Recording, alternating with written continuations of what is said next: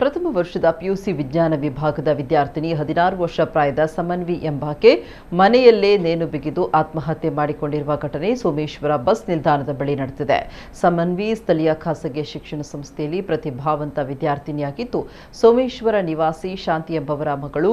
ಸಮನ್ವಿಯ ತಾಯಿ ಮತ್ತು ಅಕ್ಕ ಮನೆಯಲ್ಲಿದ್ದಾಗ ಸ್ನಾನ ಮಾಡುವ ನೆಪದಲ್ಲಿ ಕೋಣೆಗೆ ಹೋಗಿದ್ದ ಈಕೆ ತುಂಬಾ ಹೊತ್ತಾದರೂ ಹೊರಗಡೆ ಬಾರದೇ ಇದ್ದಾಗ ಆತಂಕಗೊಂಡ ಕುಟುಂಬ ಸದಸ್ಯರು ಬಾಗಿಲು ಒಡೆದು ಒಳಗೆ ಹೋದಾಗ ನೇಣು ಬಿಗಿದುಕೊಂಡ ಸ್ಥಿತಿಯಲ್ಲಿ ಸಮನ್ವಿ ಕಂಡುಬಂದಿದ್ದಾಳೆ. ಉಳಾಲ ಪೊಲೀಸರು ಸ್ಥಳಕ್ಕೆ ಧಾವಿಸಿ ಶವವನ್ನು ಮರಣೋತ್ತರ ಪರೀಕ್ಷೆಗಾಗಿ ಸ್ಥಳಾಂತರಿಸಿ ಅಸ್ವಾಭಾವಿಕ ಮರಣ ವರದಿ ಅಡಿಯಲ್ಲಿ ಪ್ರಕರಣ ದಾಖಲಿಸಿದ್ದಾರೆ. ಸಾವಿಗೆ ಕಾರಣ ತಿಳಿದು ಬಂದಿಲ್ಲ. ಉಳ್ಳಾಲ ಪೊಲೀಸ್ ಠಾಣೆಯಲ್ಲಿ ಪ್ರಕರಣ ದಾಖಲಾಗಿದೆ.